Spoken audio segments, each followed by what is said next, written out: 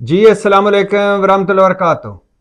इमरान खान की मुलाकातों पर पाबंदी है। इमरान खान की सेहत के बारे में कोई तसल्ली बख्श जवाब नहीं मिला और आईनी तरामीम जो सुनी जा रही हैं, जो आ रही हैं, जो मुमकिना हैं, जो मुतवक्के हैं, ये आज़ाद अदलिया पर हमला है, ये कहकर पाकिस्तान तहरीक इंसाफ ने कल एक बार फिर इहतजाज का ऐलान कर दिया।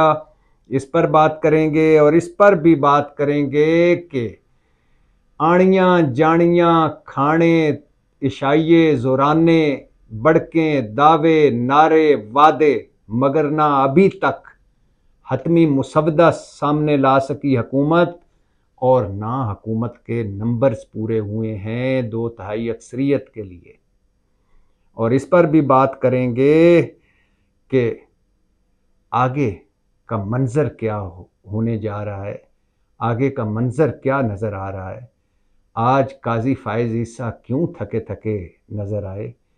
और ये जो इस्लामाबाद में एक लंगर गप है कि एक जज साहब ने एक लॉ अफसर से मुलाकात की है और लॉ अफसर ने जज साहब से जब ये कहा कि आप पर इस निज़ाम को बड़े तहफ़्फ़ुज़ात हैं, तो जज साहब ने कहा कि फ़िक्र ना करें, मैं आ गया तो निज़ाम को कोई ख़तरा नहीं होगा। क्या ये लंगर गप है? क्या ये अफवाह है? क्या ये हकीकत है? इस पर बात करेंगे और इस पर भी बात करेंगे कि आज आप या मैं अगर एमएनए होते, सेनेटर होते, तो इस वक्त इस्लामाबाद में हमारा अगर ज़मीर जाग जाता, थोड़ा सा हमारे अंदर लोटा बनने का टैलेंट होता, तो मौसम मरी का सहूलियात इस्लामाबाद की 7 स्टार ज़िंदगी, मतलब पैसों की पैसे ही पैसे, और ऊपर से अगर पार्टी के ख़िलाफ़ वोट दे दिया जाता, मैं या आप दे देते पार्टी के ख़िलाफ़ वोट, तो ना सिर्फ रकमें मिलती बल्कि अगर डी सीट हो जाते, असम्बली या सेनेट की नशिस्त चली जाती, तो ये गारंटी भी थी कि दोबारा मुंतखब हो जाते। इस्लामाबाद में क्या चल रहा है और क्यों घोड़े गधों के रेट आसमानों पर है, इस पर भी बात करेंगे। लेकिन सबसे पहले बात कर लेते हैं पाकिस्तान तहरीक इंसाफ के इहतजाज की। एक बात की समझ नहीं आई कि पाकिस्तान तहरीक इंसाफ को इतना पसंद क्यों है इहतजाज। पौने 3 सालों से मुसलसल इहतजाज पाकिस्तान तहरीक इंसाफ ने तहिया कर लिया है, या पाकिस्तान तहरीक इंसाफ के ब्रूटस और रांग नंबरों ने तहिया कर लिया है कि लीडरशिप ने लंदन, अमेरिका, यूरोप में होना है, लीडरशिप ने अपने ड्राइंग रूमों में होना है, लीडरशिप ने रुपोश होना है, कारकुनों को मरवाना है अपने सड़कों पर, और सोचते भी नहीं है कि इहतजाज एक कारकुन के लिए कितना महंगा होता है, कितना महंगा पड़ता है एक कारकुन को। मुसलसल इहतजाज। भला थोड़ा सा वक्त और ले लेते, थोड़ा सा और देख लेते, आईनी मुसवदा आ क्या रहा है, उसमें क्या क्या तरामीम हो रही हैं। अगर कोई ऐसी तरामीम होती जो आज़ाद अदलिया पर हमला होता, और जैसा कि लग रहा है कि ऐसा है, तो उसके बाद इहतजाज करते। लेकिन वो मेरा एक दोस्त है जिसका फेवरेट जुमला है, आओ चाय पीने। रोटी खाने से पहले भी वो कहता है ज़रा पहले चाय ना पी लीजिए। रोटी ख़त्म भी नहीं होती तो कहता है चाय तो मंगवाओ। उठने के बाद पहला जुमला होता है उसे चाय ना पी लीजिए। सोने से पहले आखिरी जुमला होता है चाय ना पी लीजिए। पाकिस्तान तहरीक इंसाफ का कोई काम नहीं, लीडरशिप गायब, कारकुन सड़कों पर, इहतजाज न कर लीजिए। पाकिस्तान तहरीक इंसाफ अपनी जड़ें खुद काट रही है। कितना और इहतजाज करोगे? आपको पता है कि कारकुनों का क्या हाल है, उनकी माओं बहनों बेटियों का क्या हाल है, उनके घरों का क्या हाल है, उनके कारोबार का क्या हाल है, उनकी ज़ाती ज़िंदगियों का क्या हाल है। इहतजाज, आप मुल्क की सबसे मकबूल तरीन जमात है। पौने 3 साल से माना आप पर जुल्म हो रहे हैं, हर किस्म के जुल्म। लेकिन कोई सियासत में तहम्मुल होता है, तदब्बर होता है, सब्र होता है, हर वक्त एहतजाज। बहरहाल एक बार फिर पाकिस्तान तहरीक इंसाफ ने एहतजाज का ऐलान किया है। कहा है कि जुमे को मतलब कल एहतजाज होगा, और एहतजाज होगा इमरान खान पर जो मुमकिन पाबंदियाँ हैं और इमरान खान की सेहत के हवाले से जो तशवीशनाक खबरें आ रही हैं और मुमकिन तरमीम जो आ रही हैं वो आइन और अदलिया के ख़िलाफ़ हैं, लिहाजा एहतजाज होगा। और जब आइनी तरमीम की बात हो, मिशन इम्पॉसिबल जो हुकूमत का है उसकी बात हो, तो अभी तक हतमी मुसवदा तैयार नहीं हो सका। कब से ये हुकूमत नारे मार रही है, कब से ये हुकूमत आड़ियों जाड़ियों में लगी हुई है। नवाज शरीफ साहब ने इशाइया भी खिला दिया मौलाना फजल रहमान और आसफ अली जरदारी और बिलावल भुट्टो को।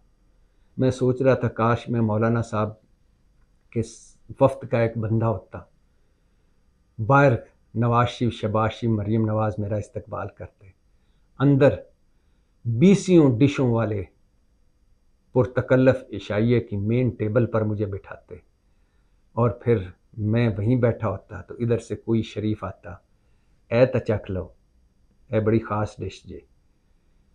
एक और शरीफ आता, ए ज़रूर खाना, बड़ी मज़ेदार जे। फिर एक और शरीफ आता, ए तो साडे बावर्ची दा खास खाना है जिहड़ा वो पकांदा है, किधरे होर नहीं पकिया जांदा। फिर एक और आता, मिठा ज़रूर खाना, 3 किस्म के हलवे ने। मौलाना साहब ने सारा कुछ भुगताया और एंड पे इतना कह के टरकाया कि इत्तफाक राय हो गया है। लेकिन इत्तफाक राय खेत मिट्टी हुआ है। अभी भी पीपल्स पार्टी, मुस्लिम लीग और मौलाना तहरीक इंसाफ को तो छोड़ते हैं, वो तो इन तरमीम के है ही खिलाफ। इन तीनों के मौलाना साहब, पीपल्स पार्टी और मुस्लिम लीग के तीनों मुसवदों में बहुत सारे पॉइंट्स हैं जिन पर अभी इत्तफाक नहीं हुआ, और हुकूमत का नंबर गेम भी पूरी नहीं है। भला मैं ये क्यों कह रहा हूँ नंबर गेम पूरी है? बड़े दावे कर रहे हैं कि नंबर गेम पूरी है। इस वक्त इस घड़ी तक नंबर गेम पूरी नहीं है। अगर मौलाना साहब मिल भी जाएं तो इनको लोटा क्रेसी करना पड़ेगी, लोटों को खरीदना पड़ेगा। और इसलिए असद कैसर कह रहे हैं कि 1 अरब तक कीमत जा पहुंची है। इसलिए पाकिस्तान तहरीक इंसाफ के जुनेद अकबर एक टीवी शो में ये इंकशाफ कर रहे थे कि एक दोस्त के ज़रिए मेरे साथ रब्ता हुआ कि हम आपको वजारत देंगे, अगर आप लोटे बन जाएं तो हम आपको वजारत देंगे, और जिस करेंसी और जिस मुल्क में जिस करेंसी में पैसे चाहेंगे पेमेंट कर देंगे। और अगर इनके पास नंबर गेम हुकूमत के पास पूरी होती तो मिकदाद अली खान MNA जो पाकिस्तान तहरीक इंसाफ के थे, एक जगह से जाते हुए दूसरी जगह, एक महफूज जगह से दूसरी महफूज जगह जाते हुए दरमियान में लापता ना हो जाते। अगर हुकूमत के पास नंबर गेम पूरी होती तो जैन कुरैशी की अहलिया को 4 घंटे हिरासत में ना रखा जाता। अगर इनके पास नंबर गेम पूरी होती तो खुरम दस्तगीर को हराने वाले गुजरांवाला के MNA मुबीन आरफ के सारा कारोबार और फैक्ट्रियां सील ना कर दी जाती और उसे ना कहा जाता कि आप मुस्लिम लीग नून में शामिल हो जाएं। अगर हुकूमत के पास नंबर गेम पूरी होती तो अख्तर मैंगल दुखी होकर ये ना कहते कि मेरे लॉज पर भी, पार्लियामेंट लॉज पर भी छापा मारा गया है और मेरी सेनेटर नसीमा एहसान अपने फ्लैट में बंद रही, इनके बेटे को अगवा कर लिया गया। मेरे दूसरे सेनेटर कासिम रोंजो इस्लामाबाद में सुबह 8 बजे अपने डायलिसिस के लिए गए थे अपने बेटे के साथ और लापता हैं। अगर इनके पास नंबर पूरे होते तो ख्वाजा शराज जो पाकपतन और तौसा गालबन पाकपतन के ये ऊपर हैं, नीचे इनके गालबन हैं, तौसा के हैं या बुजदार के ऊपर थे गालबन, और बुजदार को लाने वाले भी खैर ये थे। ख्वाजा शराज के घर छापा ना पड़ता और उनकी बेटी का या पता नहीं उनका पालतू कुत्ता तक गायब ना होता। अगर इनके पास नंबर गेम पूरे होते तो MNAs के पीछा ना किया जाता, सेनेटर्स के सरकारी रिहायशगाहों पर छापे ना मारे गए होते। यही वजह है कि अता मैंगल कह रहे हैं कि ये बेनज़ीर भुट्टो और नवाज शरीफ का मिसाक जमहूरियत है। मिसाक जमहूरियत इस तरह होता है कि ख़रीदो फ़रोख्त की जाए, भाव ताओ किए जाएँ। मिसाक जमहूरियत ये होता है कि सेनेटर्स और MNAs को अगवा किया जाए। मिसाक जमहूरियत ये होता है कि बहू बेटियों की इज़्ज़तों का भी ख्याल ना रखा जाए। अख्तर मेंगल कहते हैं ये तो जरदारी और शरीफ की एक खाई है, जमहूरियत की खाई, जिसमें सब औंधे मुंह पड़े हुए हैं। नंबर गेम पूरी नहीं है अभी तक। मौलाना साहब मानते हैं या नहीं मानते वो बाद में बात करते हैं, लेकिन अभी तक हुकूमत के पास नंबर गेम पूरी नहीं है और हुकूमत बुखलाई फिर रही है। वफाकी काबीना का आज का जो इजलास था मुलतवी हो चुका। आज जो इजलास पार्लियामेंट के बुलाए गए थे वो बेनतीजा गए। सुना जा रहा है कल सेनेट में पेश करने जा रहे हैं यानी तरमीम मुसवदा, लेकिन ये भी एक मोजज़ा होगा अगर रात को 3 मुसवदे में का एक मुसवदा बना और तीनों पीपल्स पार्टी, मुस्लिम लीग और मौलाना मुत्तफिक और मुत्तहिद हो गए। तो मौलाना और पाकिस्तान तहरीक इंसाफ के लोग भी मिले हैं और दोनों ने अपने अपने मुसवदे एक दूसरे से शेयर किए हैं, लेकिन अभी तक ना हतमी मुसवदा है ना नंबर गेम पूरी है। लेकिन इस सारे झंझट में मैं ये ज़रूर कहना चाहूँगा इस हुकूमत को कि खुदा के लिए जो कुछ करना है करें। जिस तरह आपने लोटों को ख़रीदना है, उनके ज़मीर जगवाने हैं या उन पर प्रेशर डालना है या दबाव डालना है, वो करें, मगर बहू बेटियों, बीवियों, माओं, बहनों तक बात ना ले जाएं। चादर चार दीवारी का तकद्दुस कितना और पामाल करेंगे। ये माएँ, बहनें, बेटियां सब की सांझी होती हैं। क्या इस मुल्क में सिर्फ फरियाल तालपुर और मरियम नवाज ही 2 औरतें हैं? क्या सिर्फ उनका ही तकद्दुस है? क्या सिर्फ उनका ही दुख है? बाकी किसी का कोई तकद्दुस नहीं है, किसी की चादर का, किसी की सफ़ेद बालों का कोई हया नहीं है। ना करें ऐसे, बात यहाँ तक ना ले जाएं। सियासत करें, सियासत तक रहें। तो ना नंबर गेम पूरी है, ना अभी हतमी कोई मुसवदा है।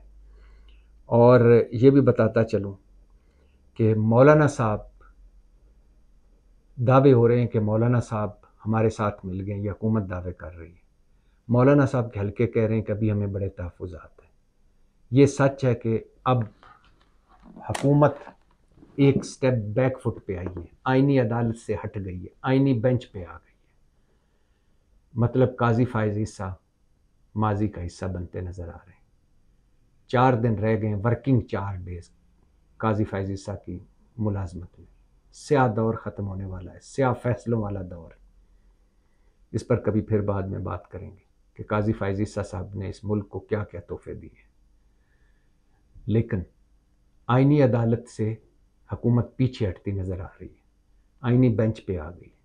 मगर जो बारीक वारदात होने जा रही है वो ये है कि चीफ जस्टिस सीनियर जज नहीं होगा, 3 जजों में से 1 जज होगा। ये है असल आज़ाद अदलिया पर हमला, ये है सुप्रीम कोर्ट पर हमला। मतलब अब जजों को लॉबिंग करना पड़ेगी, हुकूमत को खुश करना पड़ेगा, और हुकूमत या पार्लियामेंट की कमेटी उस जज को चीफ जस्टिस बनाएगी जिससे गारंटियाँ लेगी कि जब तुम चीफ जस्टिस बन जाओगे तो फिर हमारे हक़ में फ़ैसले करना। ये हो गया तो ये नाकाबिल कबूल है, और ये हो गया तो ये आज़ाद अदलिया पर हमला है। आइन जो आज़ाद अदलिया की गारंटी देता है उस पर हमला है। ये हो गया तो फिर मनपसंद के फ़ैसले लेने में हुकूमत को कोई प्रॉब्लम नहीं होगी।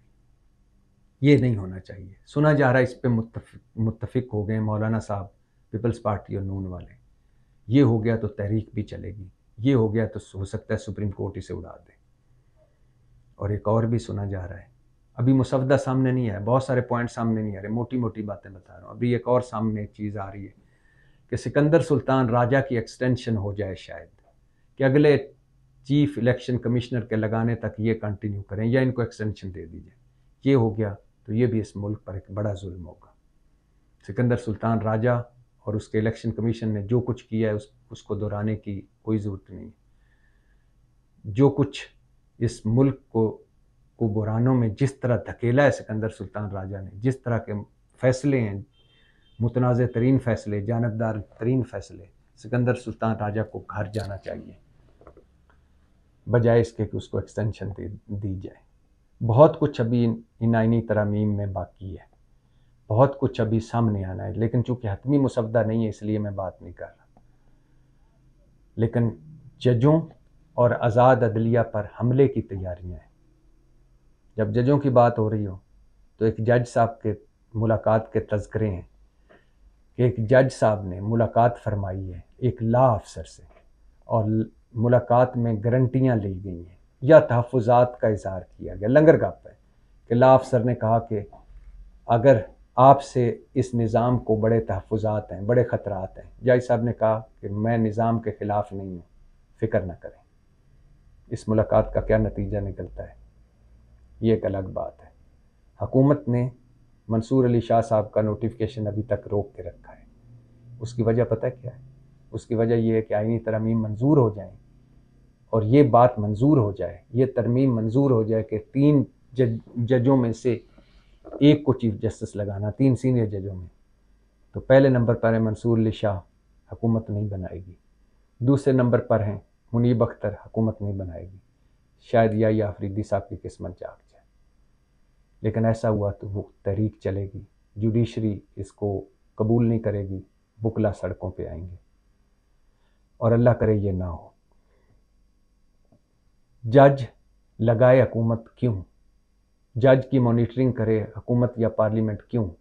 चीफ जस्टिस 3 सीनियर जजों में हो, मतलब एक चीफ जस्टिस की जब मुद्दत मुलाजमत में 6 महीने रहते होंगे तो अगले की लॉबिंग शुरू क्यों?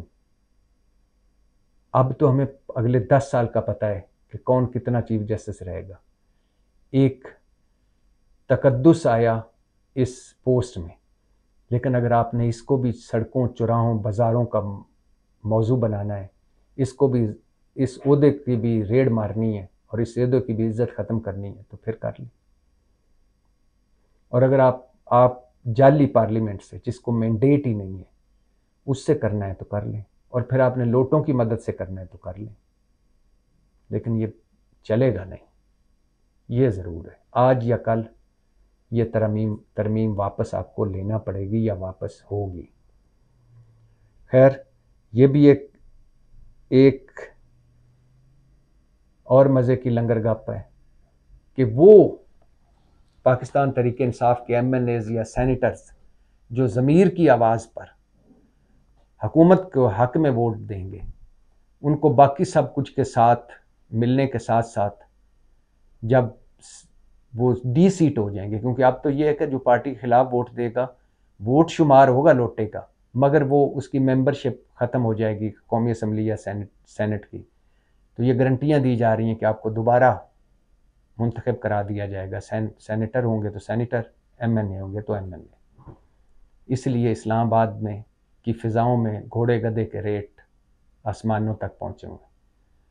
असद कैसर कह रहे हैं 1 अरब को टच कर रहे हैं, और असद कैसर ये भी कह रहे हैं हमारे मेंबरान को हरासा किया जा रहा है, अरकान के कारोबार बंद किए जा रहे हैं, उनके ख़ानदान वालों को तंग किया जा रहा है, लोटा क्रेसी, भाव ताओ, खरीदो फरोख्त अरूज पर है। अब इसको अगर आप पार्लियामेंट का तकद्दुस कहते हैं, जमहूरियत कहते हैं, वोट की इज्जत कहते हैं, सिविलियन बालादस्ती कहते हैं, तो आपकी मर्ज़ी है, वरना ये तो सारा अफसोसनाक है और शर्मनाक है। और ये भी सुनते जाइए कि ऐवान सदर में शहबाज शरीफ और आसिफ जरदारी मिले, मुसीबतें पड़ी हुई हैं। भला आपको पता है ना, मैं बार बार कह रहा हूँ क्यों ये ऐनी तरमीम हो रही है? इसलिए कि मनपसंद का चीफ जस्टिस बनाए। क्यों मनपसंद का चीफ जस्टिस बनाए? इसलिए कि अब वो चीफ जस्टिस आए तो इलेक्शन ऑडिट ना करे, मनपसंद के जज लाएं। क्यों मनपसंद के जज लाएं? कि वो मनपसंद के फैसले दे। कौन से मनपसंद के फैसले? कि अगर PTI पर पाबंदी लगानी है तो अदालत यस कहे, अगर इमरान खान का पर संगीन मुकदमा बनाना है तो अदालत यस कहे, अगर इमरान खान को किसी केस में सज़ा होती है तो अदालत उस सज़ा को उड़ाए ना। ये सारा बैकग्राउंड है इसका, इसके लिए ये सारा मेला लगा हुआ है। और ये मेला वक्फे वक्फे से लगता है, वक्फे वक्फे से हमारा तमाशा लगता है, वक्फे वक्फे से हमारी औकात पता चलती है, वक्फे वक्फे से ये पता चलता है कि हमारी हैसियत क्या है। चंद पैसे, चंद ओहदे, ये है हमारी औकात और हैसियत। और ये भी बताता चलूँ कि मिलिट्री कोर्ट्स पर अभी तक इत्तफाक राय नहीं हुआ। मैंने कहा ना, अभी तक हतमी मुसवदा नहीं आया। कल मुस्लिम लीगी तो कह रहे हैं कि कल के सेनेट के इजलास में पेश कर देंगे, लेकिन अभी तक रात कोई जादू ना हो जाए, मुजज़ा ना हो जाए, करामत ना हो जाए, वरना अभी तक कोई चीज़ हतमी तौर पर सामने नहीं आई। हतमी तौर पर तरमीम इस वक्त ना आज़म नज़ीर तारड़ के पास है, ना बिलावल भुट्टो के पास है, ना शहबाज शरीफ के पास है। सबके पास अपनी अपनी है, सबकी अपनी अपनी ख्वाहिशें हैं, सबके अपने अपने मफादात हैं। नवाज शरीफ साहब ने इशाइया दिया, पता नहीं वो इशाइया हमें पड़ा है, वैसे हमें ही पड़ा होगा, हमारे पैसों का ही होगा, क्योंकि ये बड़े अक्लमंद है। वज़ीर आज़म हाउस का ख़र्चा भी हम गरीब देते हैं, वज़ीर आज़म सेक्रेटरीट का ख़र्चा भी हम गरीब देते हैं, और फिर इनके कैंप ऑफिस होते हैं। अब जाती उम्रा इनका कैंप ऑफिस होगा, मरीम नवाज़ का या नवाज शरीफ का, शहबाज शरीफ का, तो ज़ाहिर है कैंप ऑफिस का ख़र्चा भी हम देंगे। पल्ले से ये चाय का कप भी नहीं पिलाते, वो खर्चे भी हम देते हैं। एक मरतबा खर्चा सामने आया कि 14 अरब लगे दोनों भाइयों की सिक्योरिटी पर, नवाज शरीफ शहबाज शरीफ के पिछले दौर में, और इनके जो रायविंड के जो बुलेट प्रूफ दीवारें हैं वो भी सरकारी खर्चे पे, जो वॉक थ्रू गेट लगे हैं सिक्योरिटी के वो भी हमारे खर्चे पर, जो कुत्ते हैं वो भी हमारे खर्चे पर, जो अंदर खाबे चल रहे हैं वो भी हमारे खर्चे पर। इसलिए तो इनको ये मुल्क अच्छा लगता है, इसलिए तो ये लंदन, अमेरिका, बरतानिया छोड़ के भाग के यहाँ आ जाते हैं कि वहाँ लंदन में तो कॉफ़ी का कप भी खुद पीना पड़ता है और ख़ुद लेना पड़ता है। वहाँ चंपू चुमार नहीं होते ना, कदम बढ़ाओ हम तुम्हारे साथ हैं ना, वहाँ तो सारा कुछ खुद करना पड़ता है। ये मुल्क इनके लिए जन्नत है और 95% के लिए जहन्नम है। तो खैर, आईनी तरमीम का जो मरहला है लम्हा बेलम्हा आगे बढ़ रहा है, पिक्चर अभी बाकी है, पिक्चर अभी ख़त्म नहीं हुई, और अभी इंतज़ार फरमाइए। पाकिस्तान जिंदाबाद।